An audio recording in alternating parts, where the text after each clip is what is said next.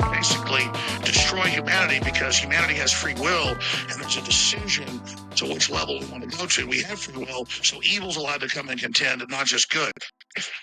And the elites themselves believe they're racing using human technology to try to take our best minds and build some type of breakaway civilization where they're going to merge with machines, transcend, and break away from the failed species that is man, which is kind of like a false transmission because they're thinking what they are is ugly and bad, projecting it onto themselves instead of believing, no, it's a human test about building us up.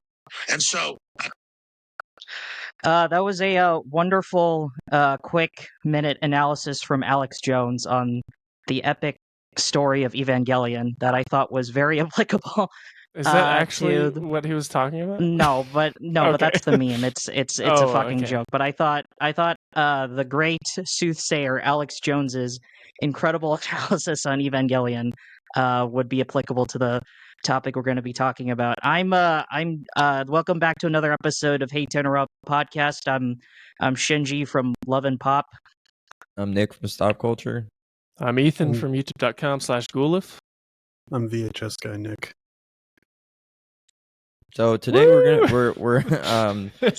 doing some Oscar coverage first, and then we're gonna before we go get into our rec. Yeah, we're gonna go into the 1998 film Love and Pop. So does anyone have the Oscar nominations? I have them pulled on up their right phone? here. Yeah, I can just go down as well. Okay, go Should ahead. we just start? I'm just gonna start from the top of the list. Sure. Yeah. I'll skip like short films and stuff because I don't think we'll care about that. Their short films aren't real movies. Yeah, jump in if you guys have any big opinions about this. So first up, we have actor in a leading role, and the nominees are Adrian Brody in The Brutalist, Timothy Chalamet in A Complete Unknown, Coleman Domingo in Sing Sing, Ralph Fiennes from Conclave, and Sebastian Stan in The Apprentice. I haven't seen A Complete Unknown, but I feel like I don't know. Maybe it's just I don't know. I feel like you could have nominated him for Dune Part 2. I think Timothy Chalamet awesome. just being nominated is a basic bitch-ass choice. I haven't seen the movie, but I already know that he's just there because he did the Bob Dylan things, and then that counts as an Oscar nomination, I guess. It's a typical Oscars move to just nominate the person who did the most work. You know, because he apparently, I know he prepared for that role for years. You know, he was cast in it, I think, over 5 years ago. So, you know, he did the work to get the role. Like Ethan said, I prefer him in Dune Part 2 over Bob Dylan. But I don't know. I guess out of that grouping, I would want Sebastian Stan to win. Actually, I thought he was excellent in The Apprentice. I just started watching Conclave. Ralph Fiennes is really great in that. It seems like Adrian Brody will probably win. I still haven't seen The Brutalist though, so I don't know. Yeah, I have no qualms with Adrian Brody being in the list as well. He'll probably win just purely because The Brutalist is the current hype machine right now. I haven't seen Sing Sing yet. I don't even think it's out. I have no way of watching the movie, so but from what I heard, he's really great. It would be kind of based if Sebastian Stan won for the Oscars because, you know, the Trump thing or whatever. Well, I guess not based, just more teehee. We did a thing where, you know, the president is also the actor and blah blah blah. You know, so but yeah, like you said, I'll probably go to Adrian Brody. Yeah, I haven't seen too many of these movies, so yeah, I'm more in an issue where a lot of these aren't showing near me, which is a part of the problem. I actually really wanted to see The Brutalist. I just never got around to it. They don't have any like boring theaters by you that play like artsy fartsy stuff, Ethan. I mean, it's playing Wicked still. It's just the multiplexing. I'm sure I could find it. The other 3-hour plus epic.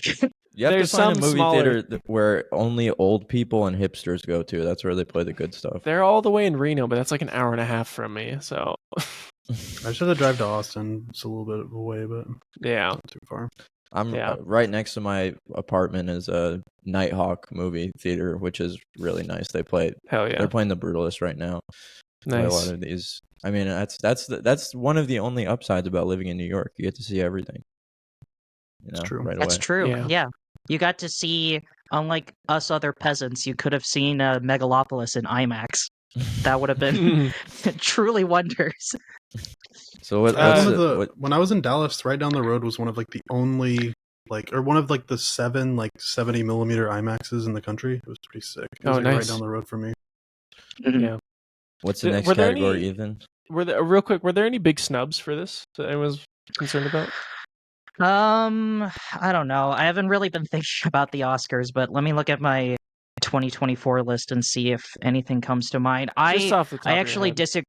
I disagree with Ray Fiennes being great in the movie. I thought he was just fine. The whole movie was so just screamed mid and fine that when I was watching the film, I actually watched it on Christmas because I thought, I'm sure Jesus would appreciate me watching this film. And I got so bored so quickly that I just started doing other things while the movie was going on. I think it's incredibly. It was very much I really liked it. That's fun. I know. I'm in the minority. It wasn't really for me. I didn't really connect with anything that was going on, but it at least looked nice, I guess. Well, okay. Here are a couple. Daniel Craig for Queer, I would have preferred. Yeah, Luca Guadagnino actually got fucked this year. He's just fucked in general because not a single one of his movies got any sort of nomination whatsoever. I guess the Academy. I guess he just ran over the Academy's dog or something, and they were like, "That's it. No I'll save it when we get to you. fucking score." But yeah, let's just move on. Actress in a leading role, we have Cynthia Erivo for Wicked, Carla Sofia Gascon for Emilia Perez, Mikey Madison for Honora, Demi Moore for The Substance, and for Fernanda Torres for I'm Still Here, which I have seen The Substance and Wicked. I fucking hope it goes to Demi Moore. she absolutely deserves it. I want her. She's not going to win, but I hope so. I don't know. She won the Golden Globe. Yeah. How has anything to do with Emilia Perez being nominated for anything? I have not seen. I've seen like 90. I've seen like 90%. I've seen like 90% of that movie through clips online, and holy that's a very fucking accurate way shit. to view a film. It is one of the worst things I've ever seen in my life. I don't understand how that's getting nominated for. All I've seen is the clip where it's like vagina to penis, penis to vagina. I saw that one. Yeah, a couple of friends of mine keep posting that clip as like a meme every time it's like relevant to the conversation. It got 13 I'm like, wow, nominations. This is doing such a great job selling me it. Yeah. So I heard it was just fantastic. I heard it was just wonderful, and I can't wait to watch it. It was pretty epic. It was a barnyard level film. I think you have to remember the people who make up the Academy. It's a lot of older people who are probably tired of younger people criticizing the Oscar voting pool of Academy members of not being progressive enough or woke enough or whatever. So anytime there's a movie like an Emilia obligation Perez, of theirs almost. Yeah, they just want to like make up for perceived slights in the past, and then nominating a movie like this that is pretty clearly undeserving of it. It's just really just being nominated because of the subject matter it's tackling. The Academy just does this shit all the time. They just nominate movies that make them progressive, but it really just goes to show how out of touch they are, because when they nominate shit like Crash or what was the other racist Green Book, that was it. When they nominate shit like that, they're just like, look, see, we're progressive, we're not racist. We nominated a movie where the whole film the white guy drives the black guy. Like, Jesus fucking Christ. Like, I get a grip on reality for like 2 seconds. That movie was really good. And I finally watched it after y'all were. There was one episode where y'all was shitting all over it, and I was just like, okay, I'm gonna watch this shit. It was a pretty good movie. Yeah, liking Green Book is the most unsurprising boomery thing I've heard him say for the past couple episodes. Like, it's just very much this is normie as shit. Nick will probably like this. Nick will eat this shit up. He'll eat this shit. Honestly, Mortensen was good in it. My hope is that Demi Moore wins, and I'm hoping there's a chance because, like, I don't know, she won at the Golden Globes, and that has to mean something. But I don't know. Really. It might go to Mikey Madison. I've heard she was great in Honora, or they might give it to Carla Sofia Gascon just because it's a part of. I don't think she deserves. I love that movie, but I don't think she deserves to win for it over The Substance. Are the performances that great in because I haven't seen Wicked, and I think Ariana Grande also got nominated, right? So like, are the performances just the most spectacular shit out? Because all I've ever heard is people really, really like it, and the people who don't get shit on Twitter or something like that. So haven't It's seen clearly Wicked. like I'm a going fan to it. film. Yeah, it's like a Yeah, I film where guess. it's like got a big audience. I'll because I've seen it. I'll go in more into that. I think Cynthia Erivo was really good. I definitely don't think she deserves to win over Demi Moore though. But moving on to actress in the supporting. You said that the Golden Globes doesn't have any influence on who wins the Oscars. I mean, it's they call it the Golden Globes and whatever. What are the other ones, like the Spirit Awards and shit like that? The Like I just think that the precursor awards, that it does build a momentum up for certain people to get the Oscar eventually. Yeah, I just think that in terms, like, if you care about predicting what will win at the Oscars, I don't think the Golden Globes is necessarily that good of a job because it casts such a wide net, because it's like, oh, we're not just nominating movies, we're nominating drama and comedy and all this other shit, and I just don't think it's that good of an accurate representation of what might win. When I think about, like, award shows that could actually be decent indicators of what will win, I'm probably thinking of more of things like the BAFTAs or some shit, or some other award shows. I don't know, but yeah, Critics' Choice Award, something like that. Yeah. So now we have the actresses in a supporting role. We have Monica Barbaro from A Complete Unknown, Ariana Grande from Wicked, Felicity Jones in The Brutalist, Isabella Rossellini from Conclave, and Zoe Saldana from Emilia Perez. You guys were asking about Wicked. If Ariana Grande won this, I would not be offended. I think she was actually genuinely probably the best part about the movie. Like, really, I do not like Ariana Grande. Me and my wife are like, don't like her. I don't like her vibe. I don't like anything. We went in there, and about 30 minutes in, I was like, damn, she's really, really good in this. Like, she gives a genuinely great comedic performance, and she's just a fucking crazy talented singer. But I wouldn't be shocked if she won. Her vibe is all fucked up lately. I don't know what's going on. Every time I see a clip of her, it looks like she's out to lunch mentally. You know what I mean? Like, what's their vibe? Yeah, well, she's been in character for like fucking 10 years now.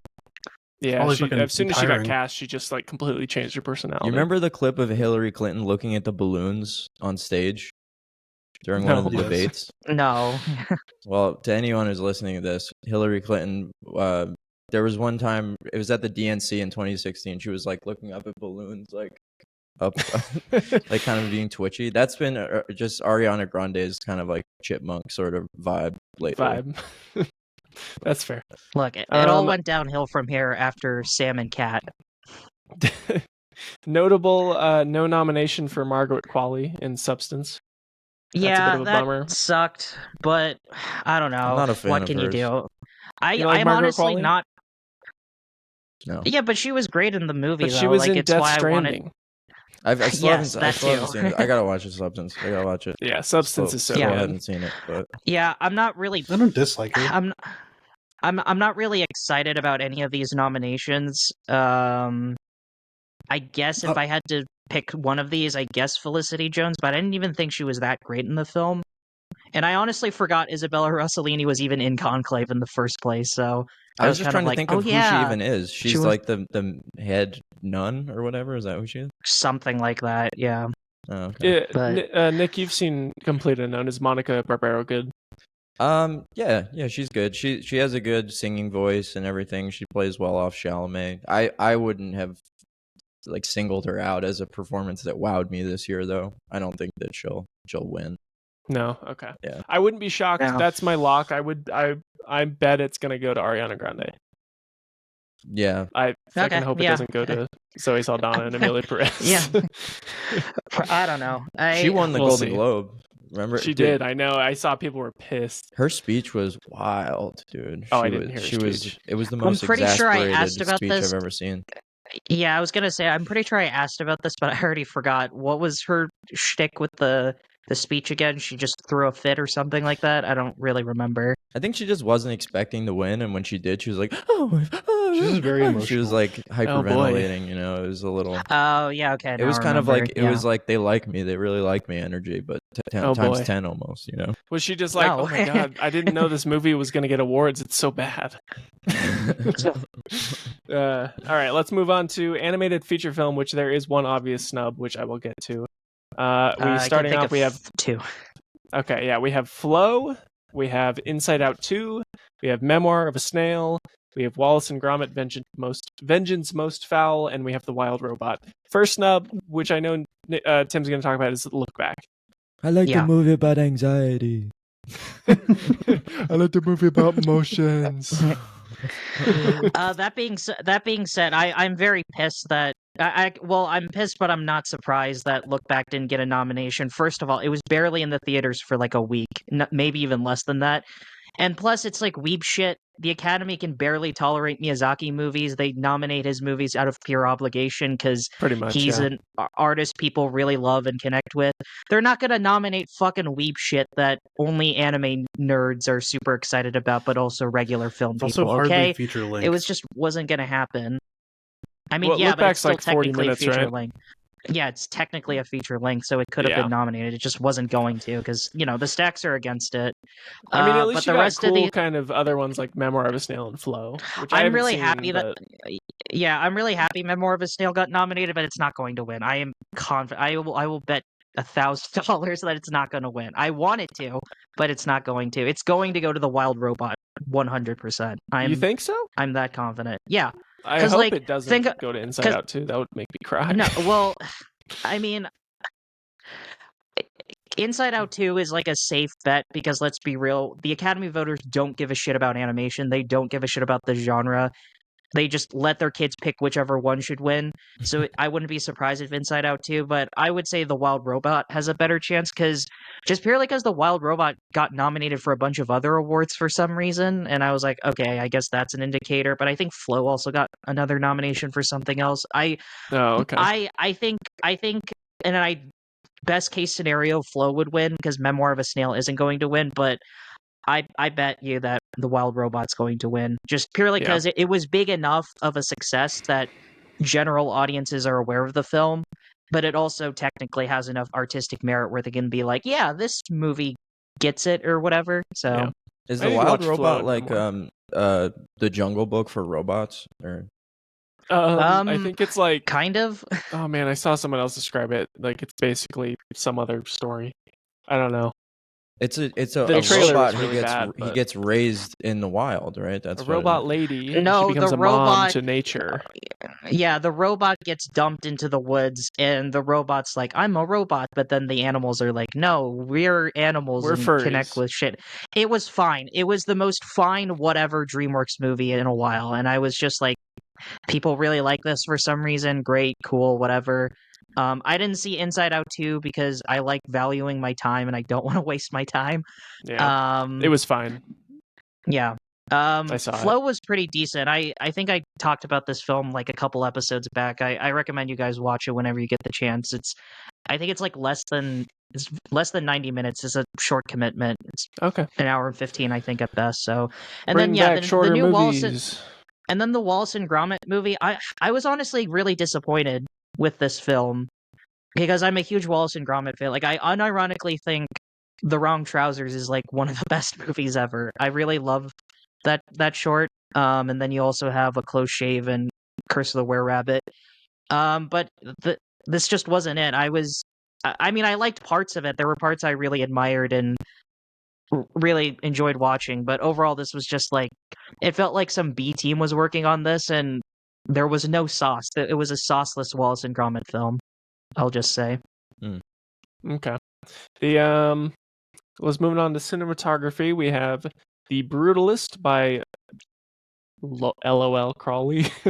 We have Dune Part 2 by Greg Fraser, Amelia Perez, Paul Guillaume, Maria by Ed Lackman, and Nosferatu by Jaron Blask.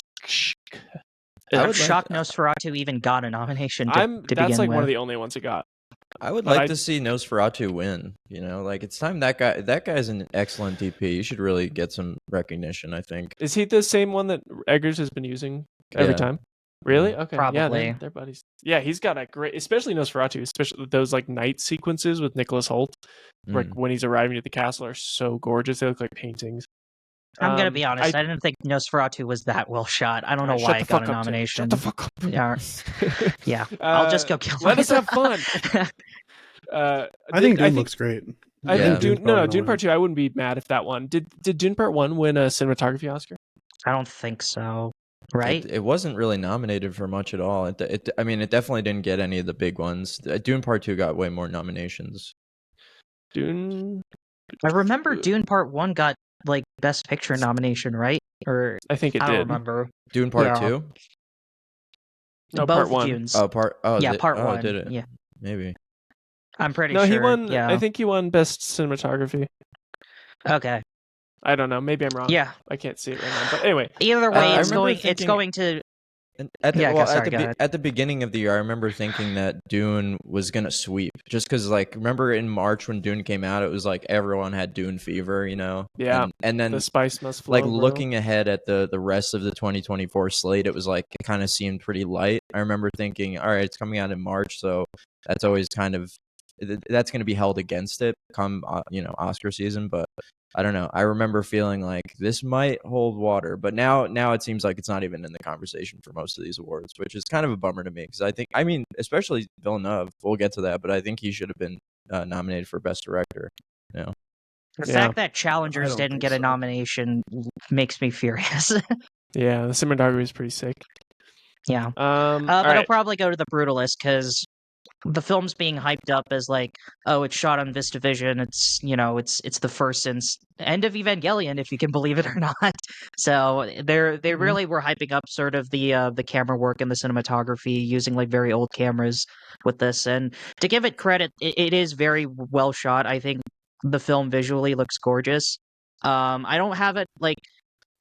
I'm very mixed on The Brutalist because I think on a technical level there's a lot to appreciate. It's my issues just more stems from the narrative and writing perspective more than anything. But Yeah. I can save those thoughts whenever you guys watch The Brutalist, and I can Yeah, have a none further of us have conversation seen about it. this. Do you Yeah. like brutalist architecture, Tim? I grew. I don't know. I was trying to do a balls joke, but I I thought got your nothing. fucking brain just fried. I'm so no, my No, brain is no. fried right now. I'm so so whatever. Let's just move Yeah. on. I'm so yeah. Okay. Costume design. We have a Complete Unknown, Conclave, Gladiator 2, and Nosferatu and Wicked. Honestly, This is going to weirdly- Wicked, 100%. Honestly, weirdly, Gladiator 2 was really impressive on that regard. That's like the one thing I thought was great in it. I Eh. think it would be the most boring win.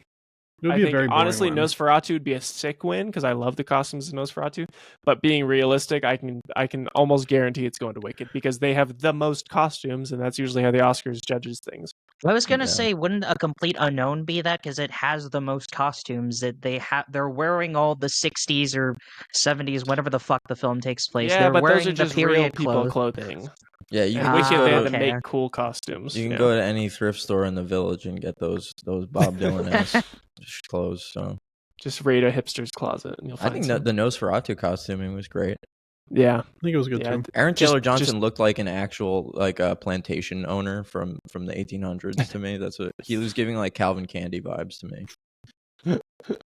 Thought he was a dock Um, owner. No, I know. I'm just that he just looked like that. Like he had that Oh, energy okay, to me. yeah. Mm-hmm. Let's move on to directing, which is honestly probably going off of history of the Oscars. Whoever wins Best Director is usually going to win Best Picture. hmm So Not we necessarily. have. I mean, generally though, that's almost certainly what happens. I Like know, I'm most of the just- time, I'm that just- happens. I just Just wanted giving to my be a 2 dick. cents I'm on sorry. Damn it. So we're going to start off Sean Baker for Anora, Brady Corbet for The Brutalist, James Brady Mangold Corbett. for a complete. James Mangold Again, for a I just complete wanted unknown. to be a dick. Oh fuck. Jacques Audiard for Amelia Perez and Colary Fargiat for The Substance. Fuck. All Tim, right. how do you say that one? I don't know. Oh. I'm I'm American, going for Sean not Baker French. just because I'm a fucking huge Sean Baker fanboy. I'm and a big Anora was red. probably my favorite movie of last year. So Nah. That just got a Criterion Collection copy, I think. Yeah, I think he's like the second lamest pick to win this one, if I'm being honest. Actually, no, it would be funnier if the Amelia Perez director won it instead of Sean Baker. That would just be funny to me. Yeah. What's the part in Anora when she's like, "What's going on with all these Russians? These Russian guys?" Is that a part of the I movie? haven't seen Anora. kinda. But yeah, Oh. yeah. I'm the only one. She says but I want to see it. she says Russian with a New Jersey accent plenty of times, so it might as well have been. Okay. Yeah, I think honestly, if Coralie Farguet wins Best Director while the Oscars are going, I'm going to immediately get hyped up thinking The Substance is winning. That's all I'm saying. Like she won't. I don't think it's really, gonna, it's gonna be the yeah, Brutalist I, director probably. The Substance is not going to win Best Picture. I'm just I saying, really, I'm gonna really- have an optimistic mind. I really, really want her to win. You don't know how badly I want her to win. She's my favorite out of all these picks. It'll probably go to Brady Corbett or Sean Baker. Actually, Wait. no, I'm not. Maybe the Oscars old guys will be like, well, if we pick a woman, we'll get them points. So they might, and then it's a win for They us. already did that with Catherine Bigelow. They're like, we They did already that, gave a yeah. woman an award. They don't need to do it again. Yeah. Also, we'll do one in 30 years. You know, during the ceremony when they show a clip from the movie while they're like, and they show like the substance or whatever. Yeah. I hope they show a close up of Dennis Quaid eating shrimp. I think about that a lot. Just how I was gonna get disgusting really close to my his camera, mouth looks but I when he won't do eats that. shrimp. It's really gross. Best Dennis Quaid performance because he was just being himself. Clearly haven't seen Reagan. Oh yeah, good points. Yeah. Anyway, let's move on to did anyone see any documentaries this year? Because I did not. There are a couple of documentaries that I've been meaning to watch, and I just haven't gotten the chance to. Actually, no, I saw one of them, No Other Land. Highly, highly recommend it. It's a very visceral, very Okay. just gut-wrenching documentary. I saw that at NIF. It was really great. The Black Box Diaries has been on my watch list for a while. I heard that was great as well, so I'll probably watch that. I mean, I'm gonna watch all of these because I am contractually obligated to watch everything that gets nominated. But I would say, yeah, Black Box Diaries, I'm excited to watch. And then the rest, I'm not too familiar with. Yeah, I've not heard of any of these.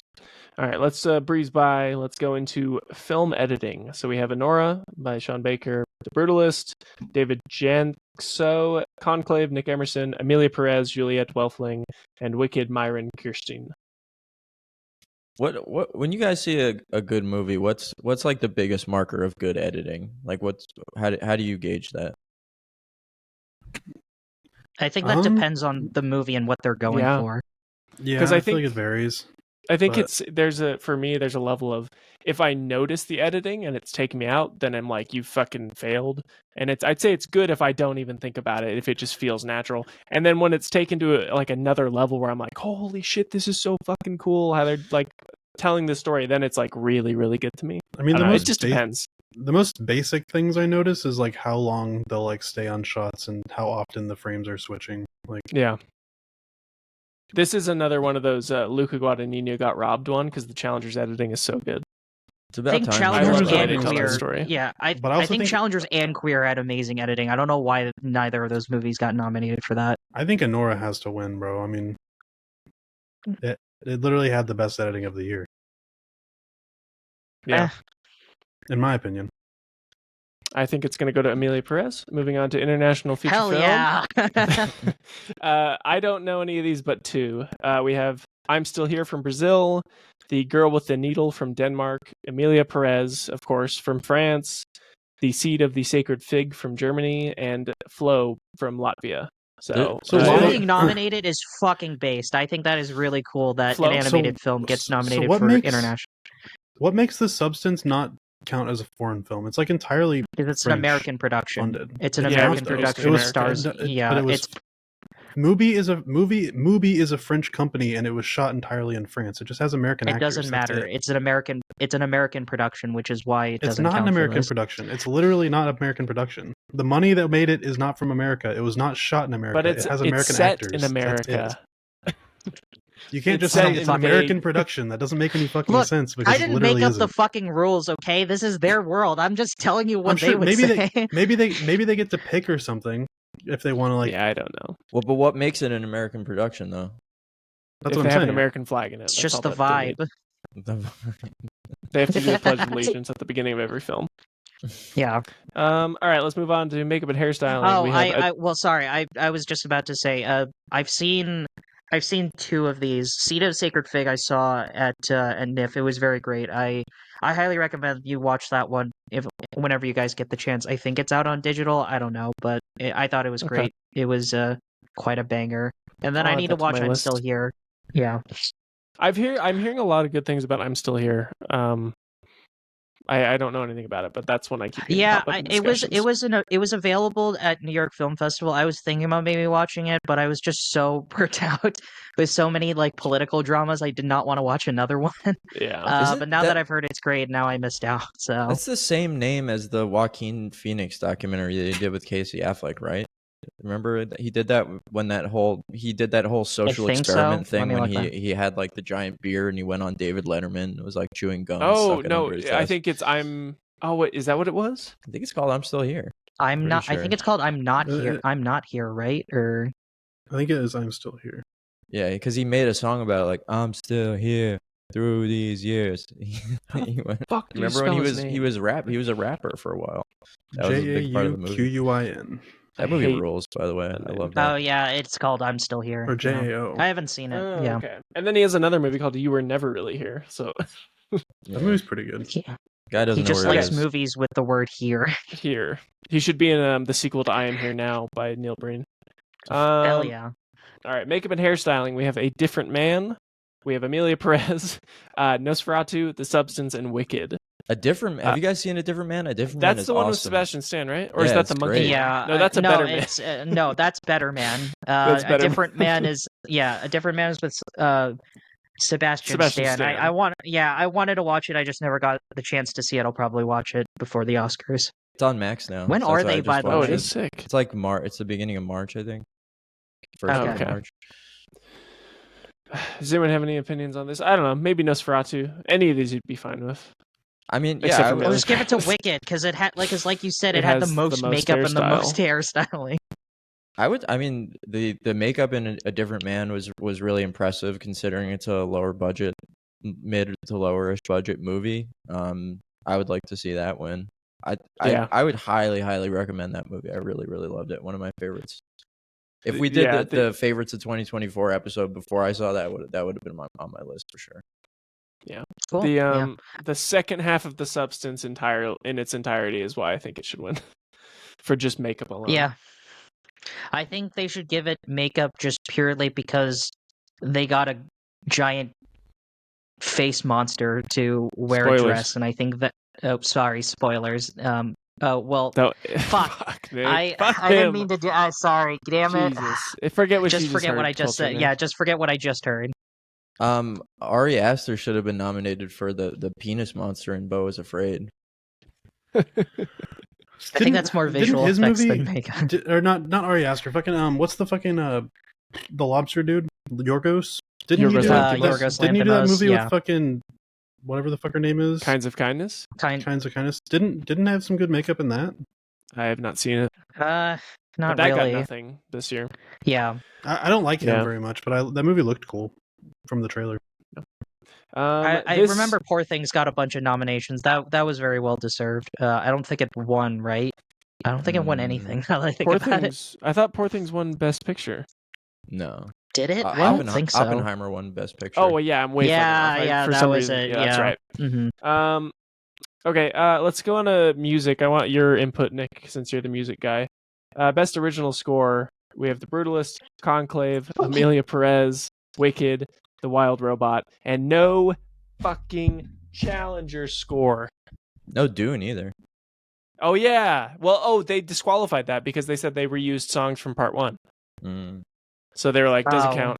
Yeah. That's but fucking dude, lame. I feel so bad for Trent Reznor and Atticus Ross. This was such an Yeah, easy I have no. slot in. Yeah, I have no idea why Trent Reznor and Atticus Ross didn't get nominated because the score is arguably the best thing about Challengers. I mean, there's a lot of great things about it, but the score is what I really remember most out of anything in that film. I And still the fact listen that it's to the not score. nominated is kind of yeah. So do I. I still, whenever I go for a jog, I like listening to the Match Point song that they play near the end Yeah. of the film. Yeah, but Yeah. yeah, I'm sure. Culture Nick, you can tell us how amazing the music was in Amelia Perez. Yeah, I can go into the iambic pentameter of the penis to vagina song if you guys really want. But yeah, I don't know. I like the music from Challengers. I don't think I liked it as much as everybody else, but it just felt like kind of, this might be a little bit derogatory, but like kind of just like paint by numbers, like electronic dance music to me. I was like, all right, it fits the movie well. It didn't like wow me though on a musical level, I guess. I don't know.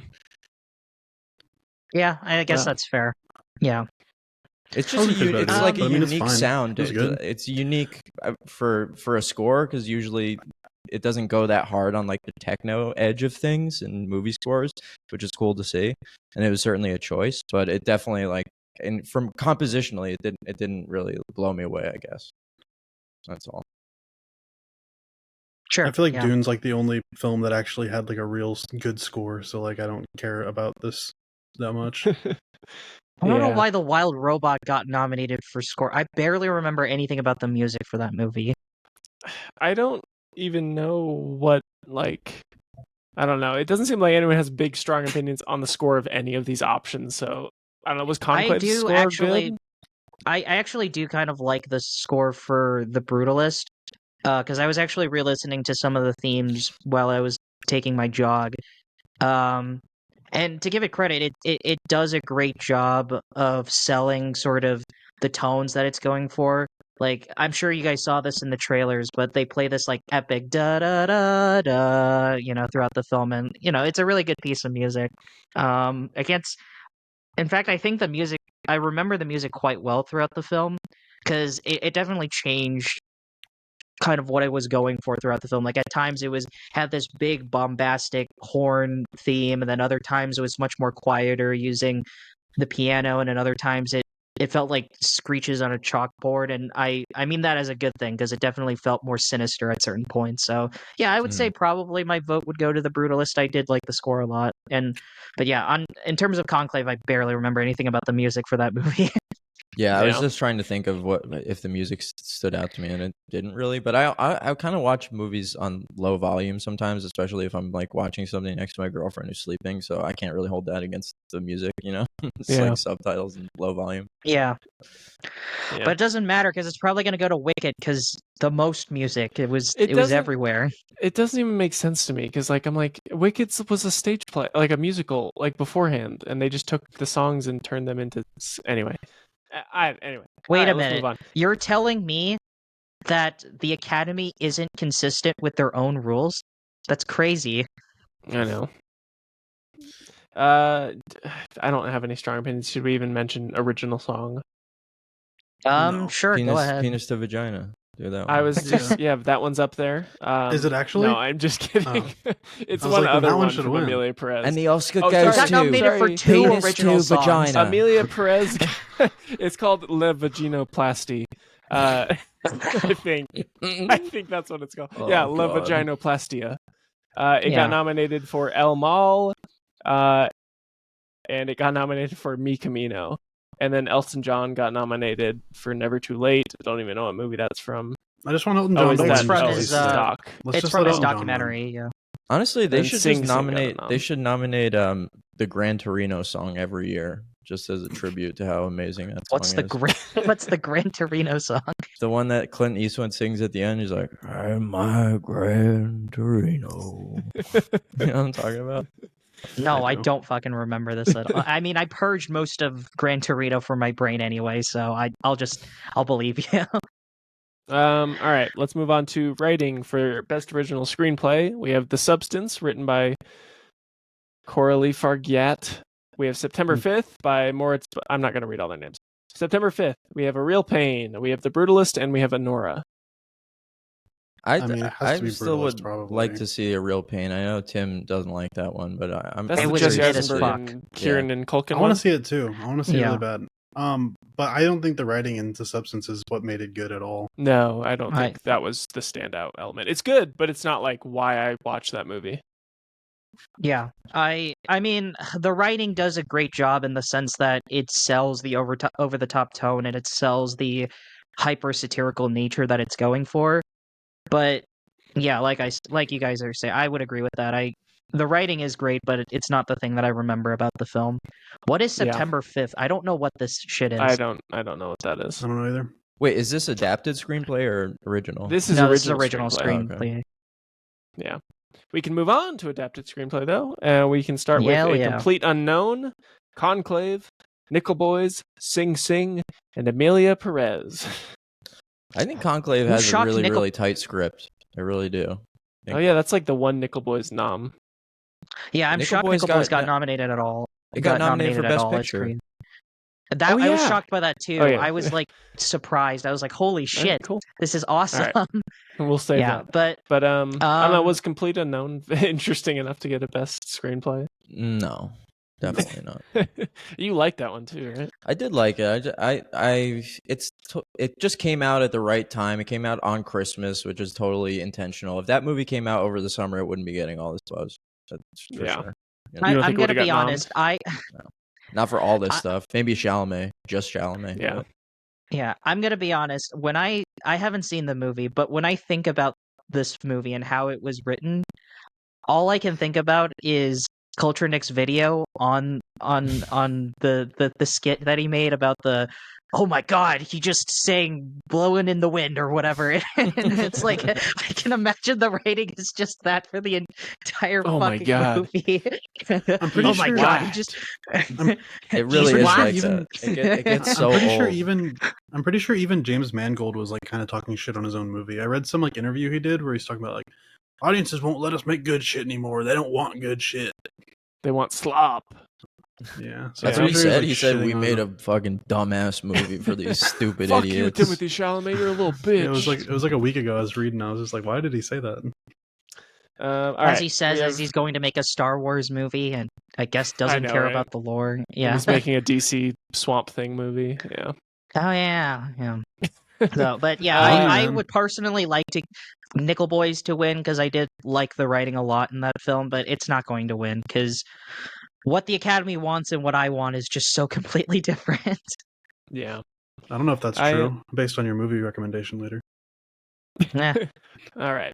Let's move on to we only got a few categories left. We got production design for The Brutalist, Conclave, Doom Part 2, Nosferatu, and Wicked. This has to go to Doom Part 2. They got to give I it think something. I think maybe we'll see. I wouldn't be shocked if Wicked wins this again because again, it has one of the most production designs because there's just a lot of props and sets and that's it. They literally Yeah, but I can't- wouldn't be Dune can't lose it. Like all the fucking might- big ass sets with like the arena and everything in Yeah. part 2 I was would like love so if it fucking won. nice, bro. Yeah. It's got that like maximalist, minimalist style, and it's so fucking sick. But yeah, that specifically, like you were saying, the arena scene, so cool. I wouldn't consider Um, anything in Dune Part 2 minimalist, but I get what you're saying. Yeah. No. It's a Um, minimalist, maximalist style. You know what I mean? Oh, Like everything's okay. maximum, but everything's like minimalist style. You know what I mean? Yeah. And it, Yeah. Yeah, I guess so. Yeah. it perfectly But yeah, it, the it perfectly exemplifies the repercussions of the Butlerian jihad that happened 8,000 years before Paul Atreides' birth, which of course was the battle against the humans against the thinking machines. So, in case anyone wanted a primer on that. Thank you, Sure. Nick. Yeah. I wouldn't be surprised if the Brutalist won this, though. Yeah, It I'm also hoping had Nosferatu gets one thing.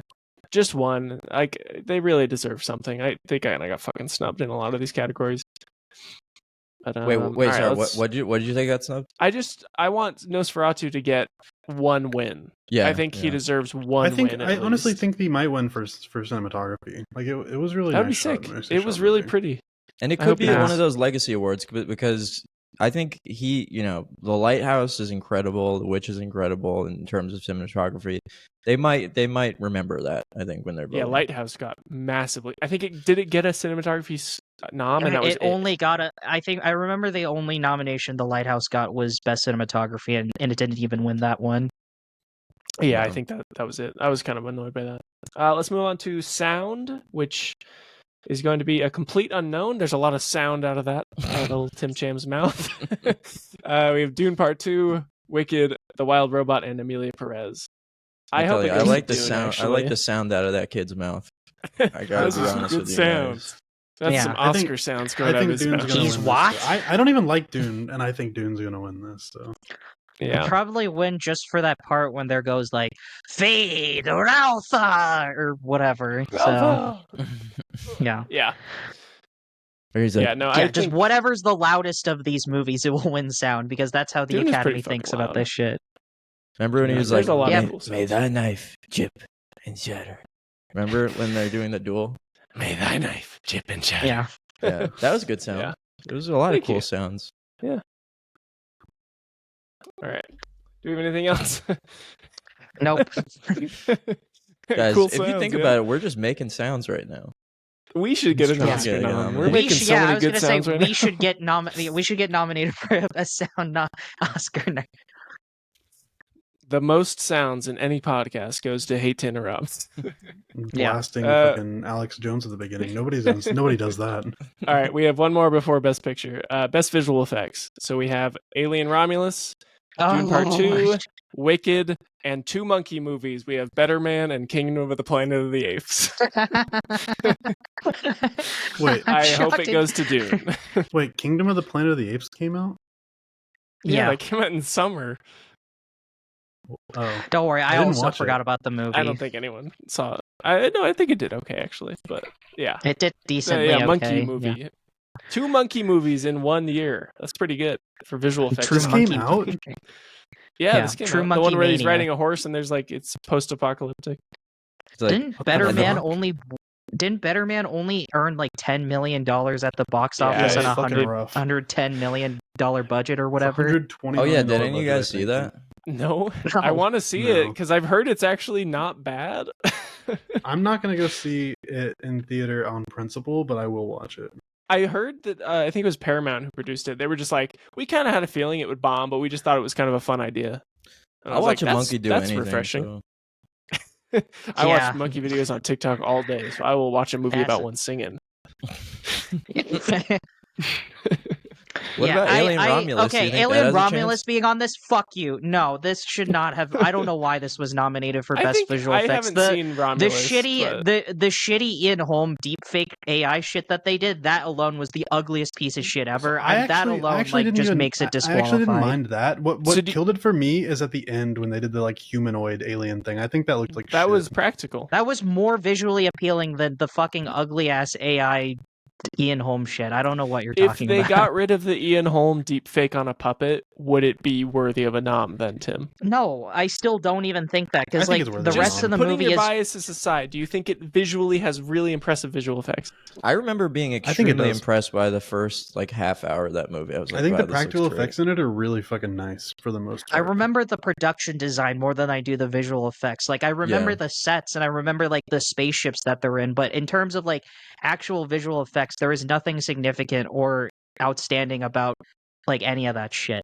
That's true. You know, I at was least thinking more production design. visual effects. I agree with that, but I also visual effects like do count like practical effects and like set design and shit like that, like things that they actually have to craft. Yeah, but Yeah. doesn't that goes under production design? Doesn't Yeah, it? but that goes to production. Those are two different things. Yeah, because like practical effects are makeup and hairstyling. So I would love if Yeah. Alien got nominated for best Building a hairstyling. house for characters. Yeah, building a house for characters to be in and an explosion are not the same thing. Unless you actually explode the house with actors in it, and then that's practical. Yes. Like Oppenheimer. Michael Bay would Lars totally have von done that Trier. shit.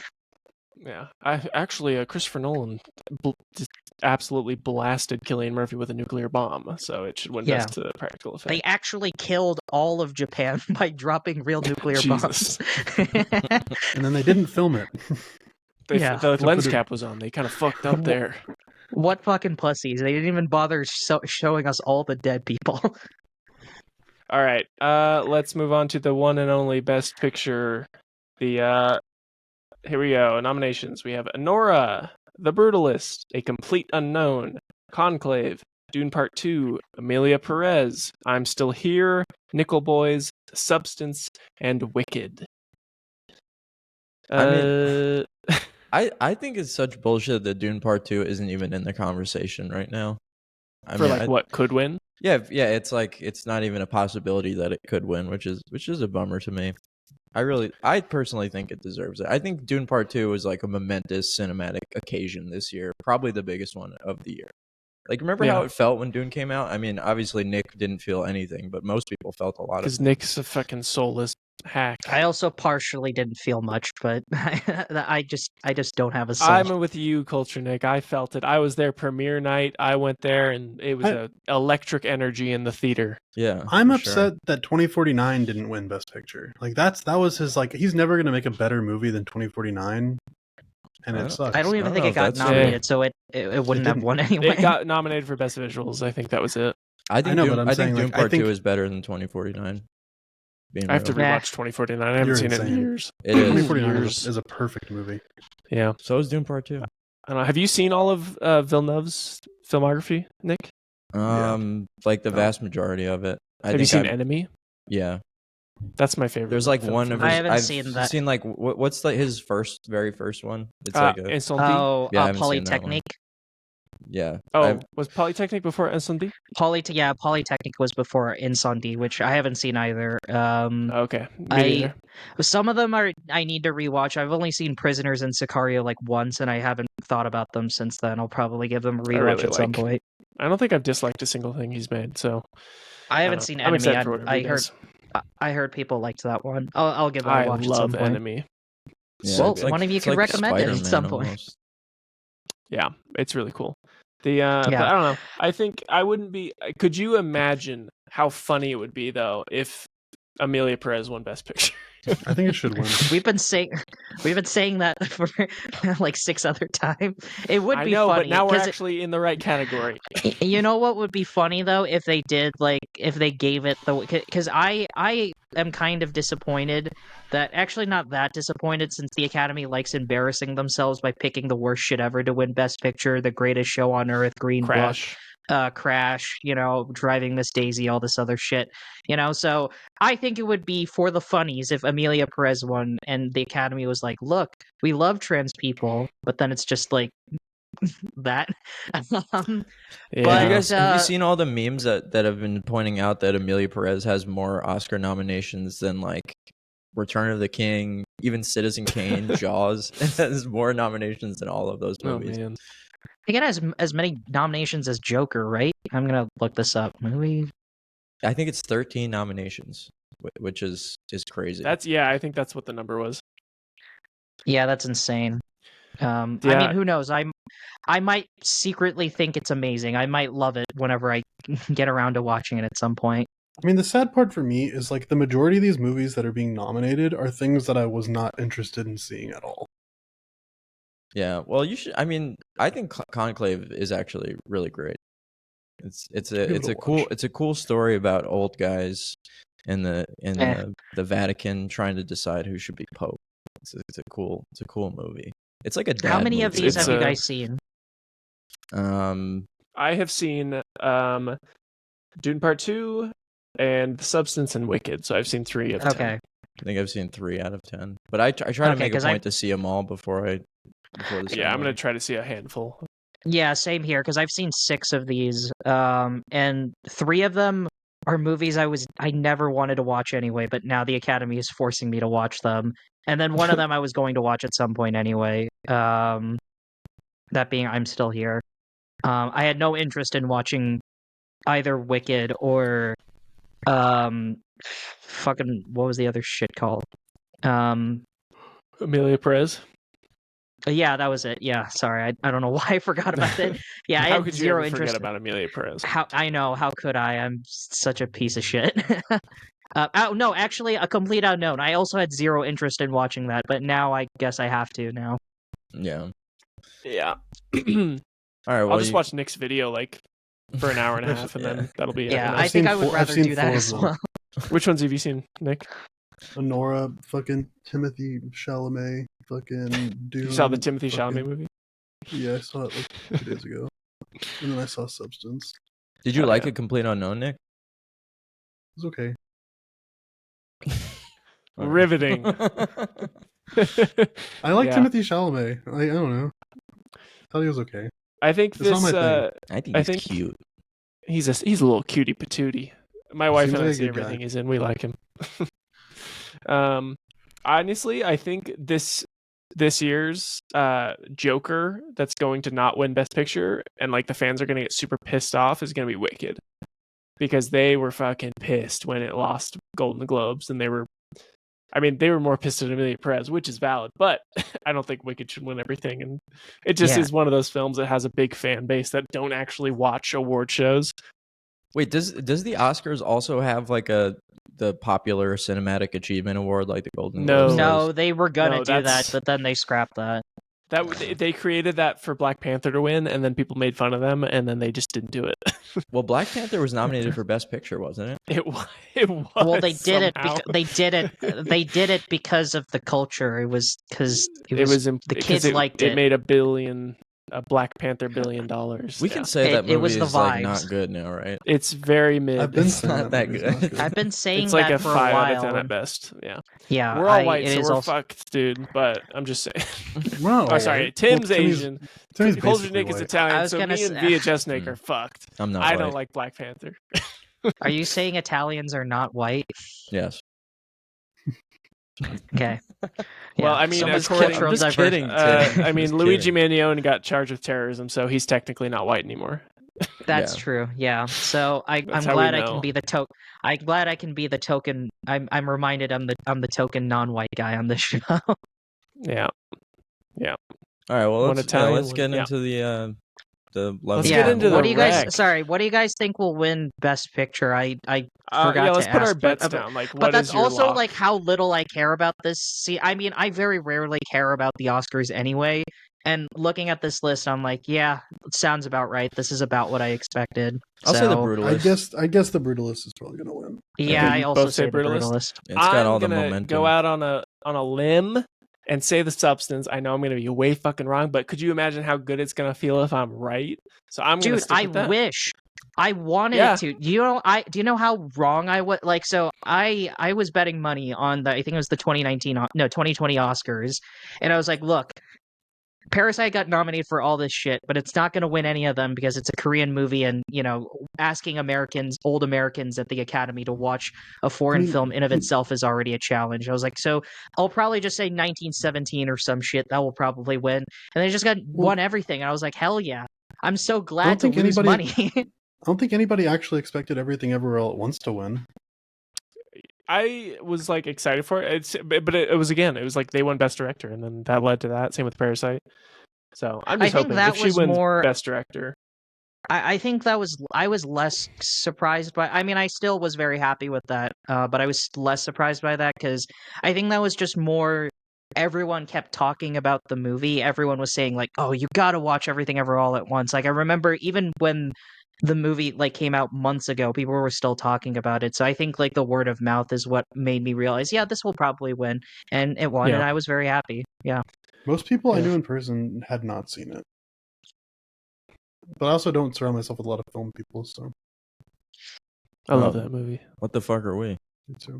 I mean, Just fucking creeps. y'all are new.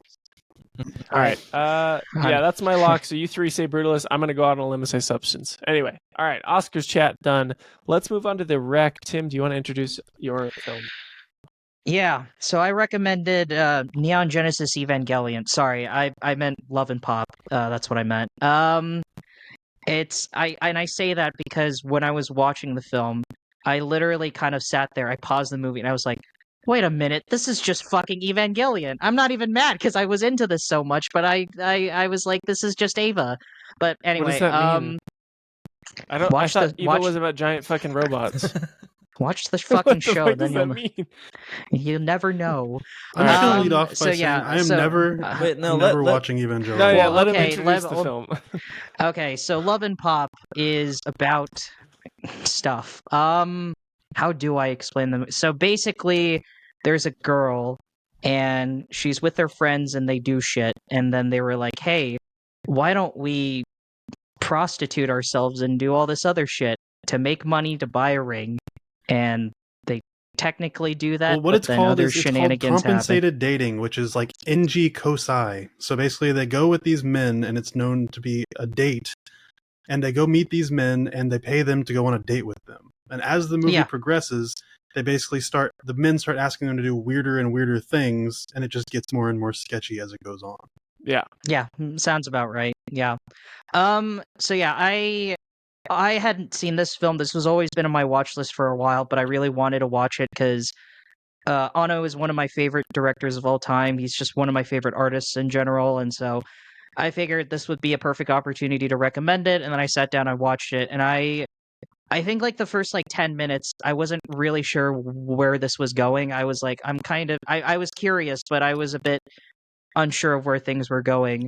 But then, like, around the halfway point, I was not even the halfway point. I think once I started understanding what Anno was going for and like the overall presentation of the film, because like the film, I'm going to admit, it doesn't look great, but that's the point as well, because they're filming on very super old digital cameras. It's like when 28 Days Later, they shot on super like cheap, like handheld digital cameras, to get that grainy sort of aesthetic that fit the movie very well. They're going for something similar here.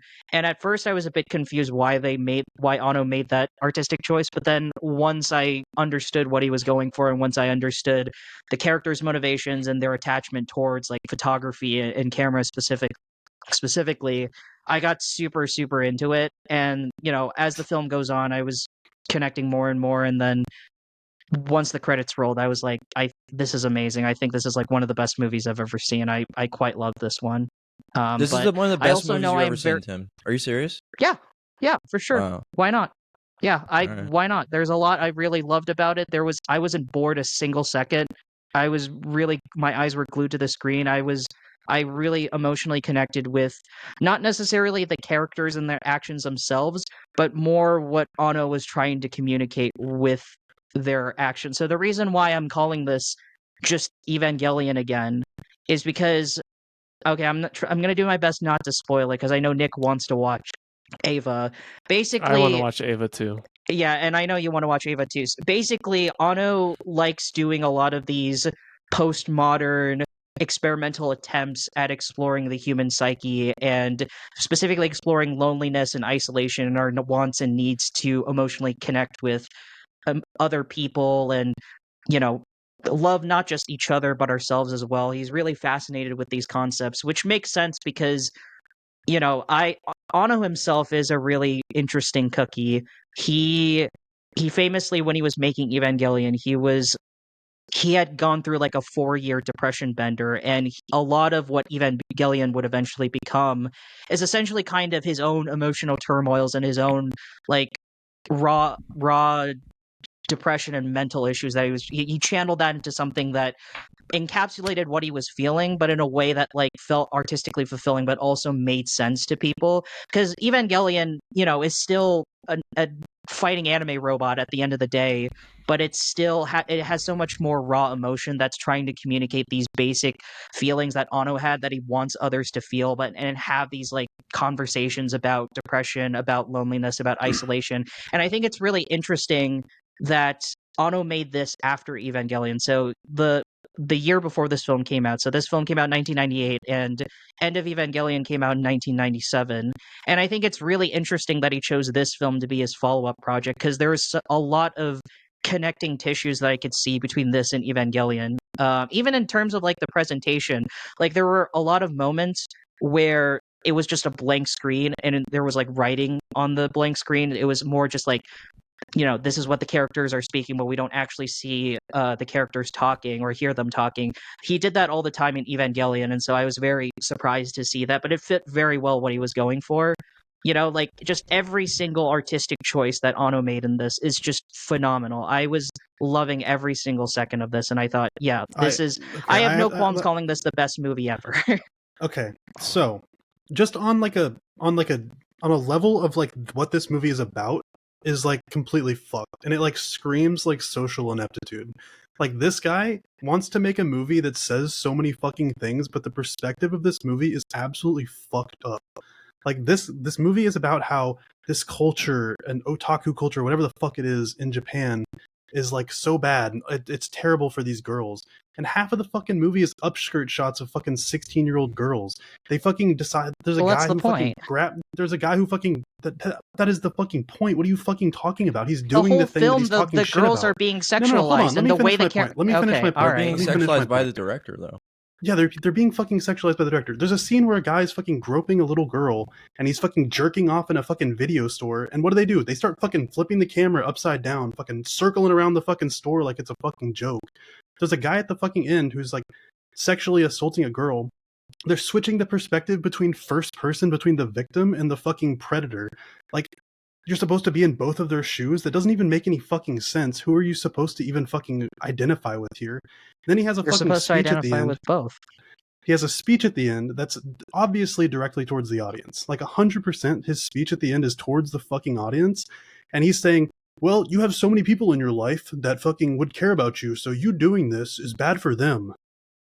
It's like, dude, she shouldn't fear for her fucking life. The point of the movie shouldn't be that fucking everybody around you fucking is worried about you. It should be that you shouldn't be fucking worried to fucking go on a date and fucking feel like a dude's gonna fucking rape you. Like, the whole perspective of this movie is just insane. He doesn't understand the entire concept of what he's making a movie about. It pisses me off. I feel if it sounds like okay, I'm trying to. It sounds like the reason why you hated this movie is not necessarily the filmmaking or like the intent of it. No, I it's think the more you filmmaking just sucks found too. no. Well, it just I think you found the I think the subject layered matter shots look like uncomfortable. something. Well, okay, well, No, it just no. sounded like you just found the subject matter uncomfortable, which that's perfectly fine. I'm not gonna knock you on that. Like, yeah, if a movie makes you uncomfortable and you can't handle those emotions, that's fine. It doesn't. No, but that's that's not what the it point. is. Like I think the point. That's not what he said, entirely though. the That's point. not what I said. No, I know that's not said. what you're saying, but I'm saying like it is perfectly fine to not find the subject matter of the film like it. But that's not my problem with the movie. My problem is the perspective that it's told through. My problem is that he's doing the things that he's saying are bad in the movie, and he's also not treating them with very much respect. And also, the filmography sucks. Like, or the cinematography fucking sucks. The layered shots looked fucking horrible. Him deciding to fucking squeeze shots down like this, like it's in fucking Windows Movie Maker, made by a fucking child. It looked fucking horrible. I thought it was really great. I really liked that scene. Okay, I'm gonna keep rambling about this movie. I want to get both Culture Nick and Ethan's thoughts on the movie. You want to go, Ethan? No, you go ahead. I mean, I agree with a lot of what Nick said. I mean, from cinematography wise, the entire time it was kind of like reminding me of a 90s skate video. I don't know if you guys were into skateboarding a lot, like but big fisheye lenses. Yeah, the insistence on really relying on the fisheye lens a lot was weird to me. It didn't really seem very complimentary to the movie. I don't know. I it's hard for me to get past the camcorder look. Like I don't. It doesn't feel cinematic to me. It makes me feel like I'm not watching a movie. And I guess maybe this is like a basic take, but I like things to look good. You know, I like when it looks clean and presentable. It makes me feel like I'm watching a movie and I'm like watching something that is worthy of me investing my time in. And there are like exceptions to that, but this definitely wasn't that for me. And yeah, also I totally agree with what Nick was saying. I mean, I think there's a way to tackle subject matter like this. I mean, conceptually, as you guys know, I think it's good that he's making a movie about these kinds of issues, because I've said this a bunch of times whenever we talk about things that are made in Japan, that this is kind of an issue that a lot of those creators have. But when, like Nick said, when you're doing upskirt shots every 2 seconds and doing these like weird, I don't know if it was sexualized, but all the fucking close-ups on them eating was also kind of grossing me out in a weird way. It felt very strange and kind of exploitative, and I was a little bit confused by that. But I don't know. It's kind of where I'm at on it. Well, don't worry, Ethan. Tim. You got one guy in your corner. Hell I really yeah! liked this. The guy with good this. taste is joining forces with me. Hell yeah! No, I'm just kidding. So I didn't love it like as much as you. I thought it was really good though. But I don't know. It took me probably like 5-10 minutes to buy into the camera angle premise. That's never really bothered me. You can give me the weirdest possible fucking camera angle. I mean, Nick, I'm a Joel Haver glazer, so obviously I don't really fucking care how the movie looks. I honestly didn't hate the digital camera look that much. I mean, for me, the problem with the camera work more so was like it impacted the direction too much. Like whenever they were doing like for example, you know that scene that started the guy who started fucking jerking off or whatever in the video store. Yeah. When they introduced him, they would like linger on shots for way too long because they wanted to hit so many different camera angles, and I think it like really impacted the actors' abilities to like perform. I don't never even think I noticed- agree with that. Yeah, I never No, I noticed don't think that. I agree with that. Yeah, I I just think eventually like kind of bought in as My like shot. that's the style of the movie. I don't know. It just kind of felt natural to me after a certain point. yeah, I will say the editing took a while to get used. Not a while. It took a bit to get used to because there Yeah. was that point in the opening breakfast conversation where they're just like cutting back and forth like every per second, and I was like, "What the hell?" And normally I hate that shit, but the way that it's utilized in this, and like it's trying to get like different perspectives, because what I really found fascinating about how the film was shot is that it's almost kind of like detached. I don't get the vibe that it was Anno was trying to sexualize what he's showing. I did not get that vibe at all. What is Like, an upskirt you shot know, then? What is like one of the first shots being I just literally a thought it shot like from it. her I don't coochie's really perspective? I don't understand like why like that's an issue when the whole point of the film is that like it's commenting on how It's like not that I'm these not like saying high it's an issue. I'm school saying these that how do you not see it as sexualizing? Well, the point of the film is that it's commenting on like, especially these young high school girls are being sexualized at every moment. Like what I By found me, the particularly director. interesting, yes, by sure, but like it still fit what he was going for. It still thematically was appropriate, like because every single moment of this film is just. Like the high school girls, whenever they can't even like walk down the street without being pestered by some guy who's just like, yo, I'll give you $5,000 if you have lunch with me or fucking whatever.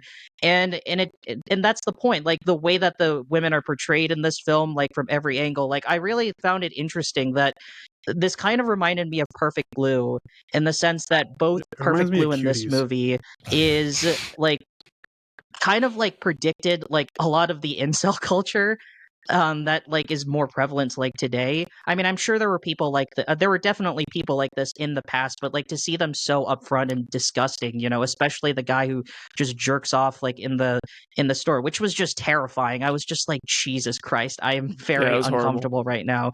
But like it's just like it kind of takes this very detached look on like, look, this is how society is, and this is how the types of people who would go out of their way to seek this shit out are not like they're not good people. They're not normal functioning members of society, and you can see that. But what I like about the film is that it like, because Anno himself is a massive otaku. He's like the king. His relationship with otaku culture in of itself is like a fascinating thing, and I'm happy to go into it more either What is in this otaku? conversation or later.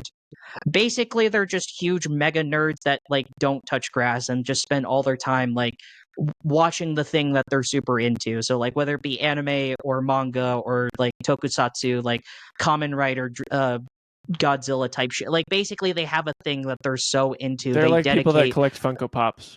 Yeah, like sure, yeah, it's like the people who unironically get excited to go to Comic-Con or something like that, but in a more extreme lens. And I like how that's the perspective we're getting it from, because it makes for a very interesting viewpoint where I'm just like, yeah, all of this is really uncomfortable, and all of this is just really fucking with my brain, fucking with my emotions and stuff. But nonetheless, like I think for what Anno is going for, it is very poignant, and I was really, really just heartbroken at every turn. Just like look at what these just not only just what these girls are being forced into, but like how they're portrayed by the movie itself. And I just found that very heartbreaking, but also you don't just think with very artistically poignant as well. But you don't think with those themes that they're touching on, it deserves a little bit more respect? Because what you do with your camera and how you actually present the information very much tells as much of a story as the actual like thing you're recording. I Go ahead.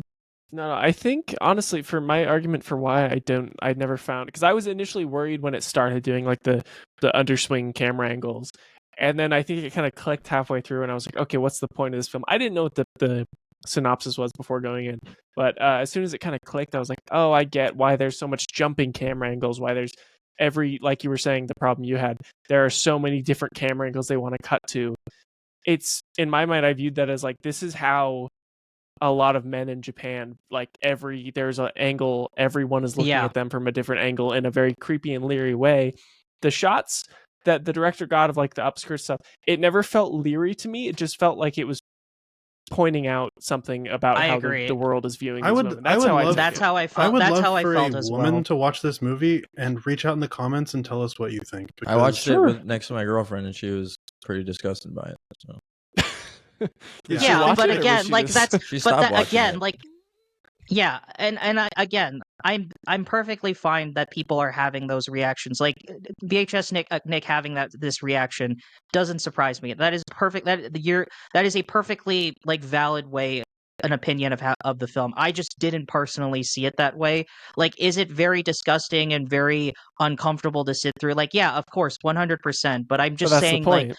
yeah, that's the point. Like, that's why, like, it's supposed to make you sick in your stomach. Like, if you don't feel that way, then you and of yourself are But just even- as fucked up but as the that's- characters but in here's the this thing. movie. Here's the thing though. Like even the rapist dude at the end is the guy who has a fucking conscience at the end, and he decides that I'm a good guy. Like I'm like he doesn't not like that. Not that he's a good guy, but that he's not a monster, right?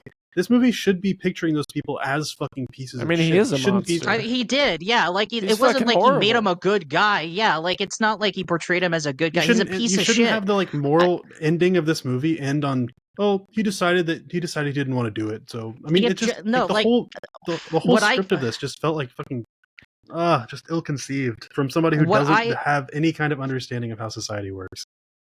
I what mean, I personally- Japanese society is way different than our society. Yeah, Japan is just like in of itself in its own little bubble. Like I can't like you can't. I don't think it's fair to say this guy just doesn't know how society works when Japanese society, especially Japanese otaku society, comes from a very specific point of view. Like I don't think it's fair. I think it's more. I found it very authentic that it's coming from his perspective. Like he's not going to. The movie doesn't pretend that we as guys can connect with or like understand what these women what these women go through every day, but I at least Then really why use a first-person appreciate perspective that on the a fucking movie- victim of sexual assault? I really appreciate that the movie still kind of goes the extra mile to show like because if we can feel uncomfortable about what's going on, then I think Anno does a good job of like making us feel like the disgusted emotions that the characters are going through, and I think that was very well done. It's yeah. Ethan, do you want to keep talking about why you love it? I don't want to be the only person just ragging on No, why I loved it. I'm Yeah. like, I feel like I don't know. I really enjoyed the like filming style, and again, I never felt like it was leery in a way that was like taking advantage of the actresses rather than like proving a point of what the actual film was about to say or what the actual film is saying. I don't think that he Yeah. was trying to take advantage of the actresses. I think just it was the way it was perceived on screen isn't very like careful with the subject matter. It didn't seem like I'm he curious. actually cared.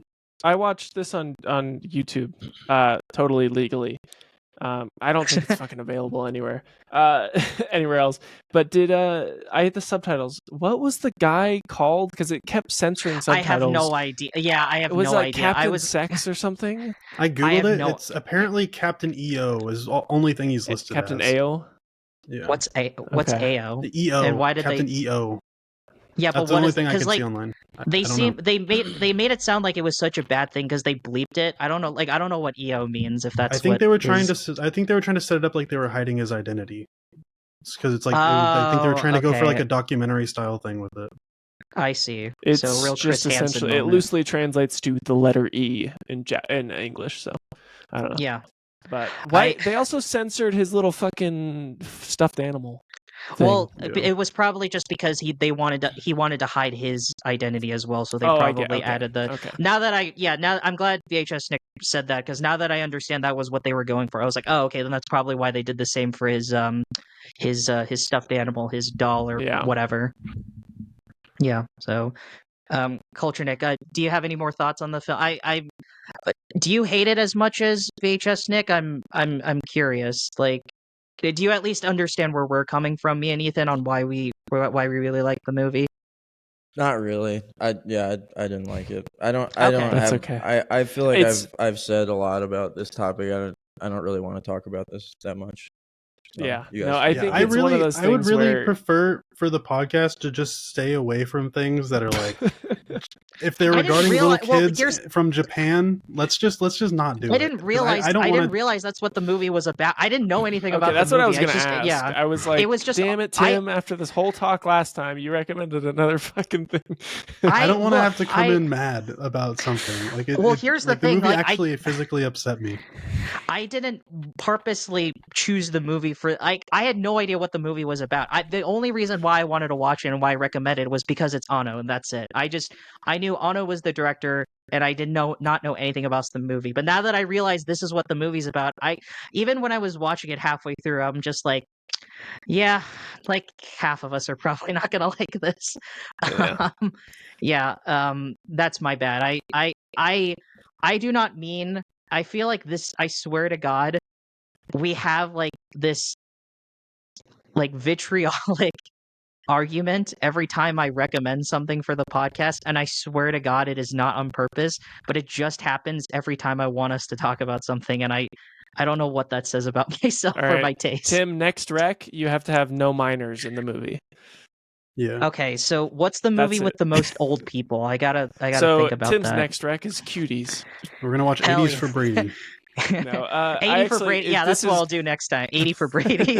I think Those this don't is have much. interesting because this is the first ever 1-star and 10 or 1-star, half-star and 5-star movie we've had on the pod because Nick made this a 1 out of 10 and Tim it's a 10 out of 10. Oh, So I think really? that's a first. Yeah. Yeah.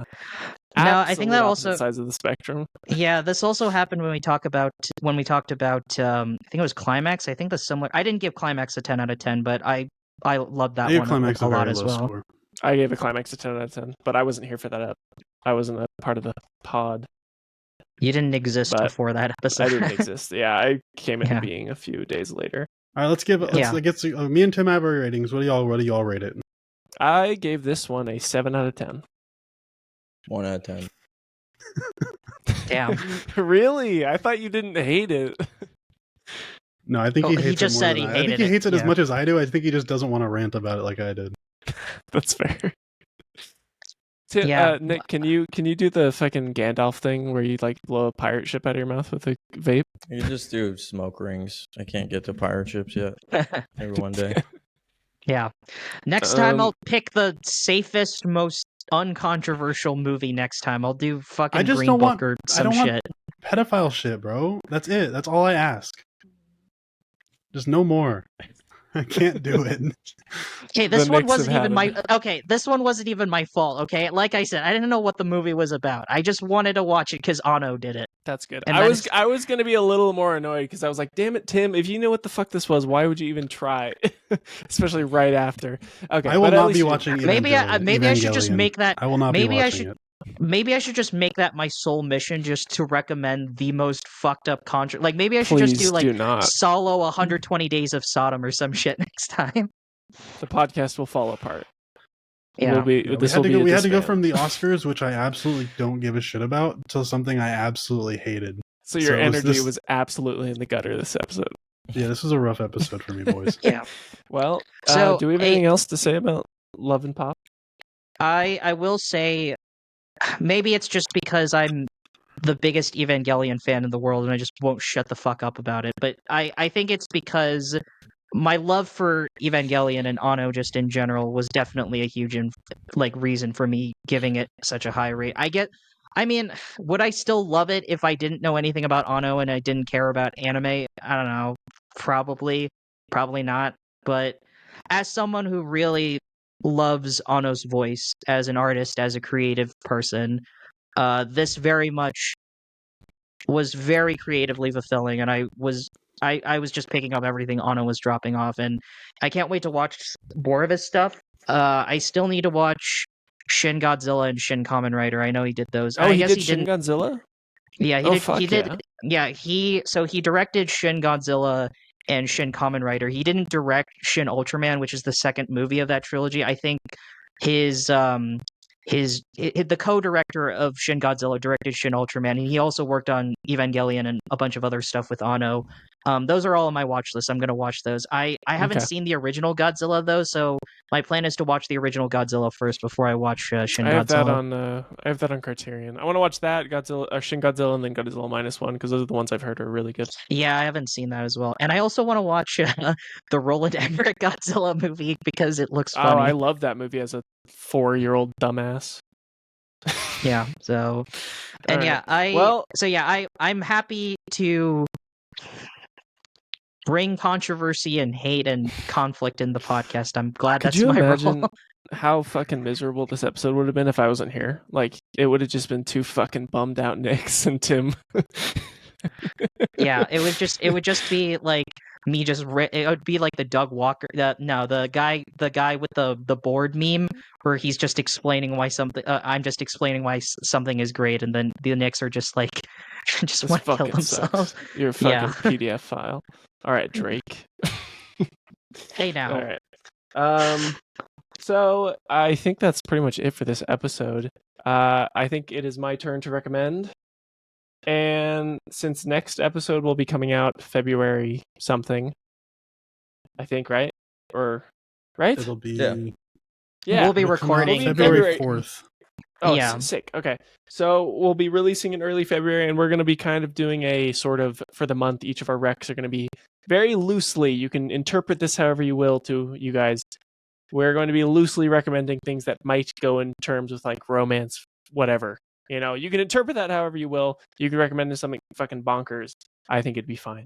So I'm going to go ahead and recommend 2013's Upstream Color by Shane Carruth. Ooh. Yeah. I was like, I have not no one's seen this, I don't think. Yeah, Has I anyone have seen not this? seen. This has been No, on my I haven't watch seen it. list Hell for yeah. a while, but I haven't seen it.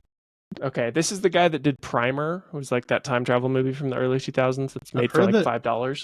I've heard that this movie wasn't great. Well, I guess we'll But- find out. We'll see. Yeah, I guess we'll I guess liked we'll Primer see. though. Okay. All right, I haven't cool. seen If Primer. Do you recommend that I watch Primer before? How long is Primer? That They're will completely Primer's like an hour 10 minutes. It's really short. Okay, then maybe I'll watch it Primer before was- I watch Upstream Color. I think it was like privately funded, but Okay. all He made right. that movie with like $5,000. Like Yeah, it was like actually. super cheap. But I think Upstream Color was like his second film, like Yeah, 10 I years think it- later. Yeah. I think it has like a $50,000 budget too. I think it's really small. Yeah, they're too. really small indie films. Yeah. Anyway, if you guys liked this episode of the podcast, please leave us a like on YouTube or leave us a review on your podcast listening platforms such as Apple Podcasts and Spotify. And if you do not want to be spoiled for Upstream Color on next episode, make sure you watch it before. And I think that is it. Thank you guys for Who watching. directed Thank you, it? boys, for being here. And You he said it. directed it. Yeah, directed Oh. Shane Carruth. Fuck. I almost had that. Upstream Yeah. Color. I'm gonna 2013, I'm gonna directed go, by I'm gonna go Shane Carruth. Stuckmanize myself after this episode. Yeah, we boys. should all go get Stuckmanized. All right. Good night, everybody.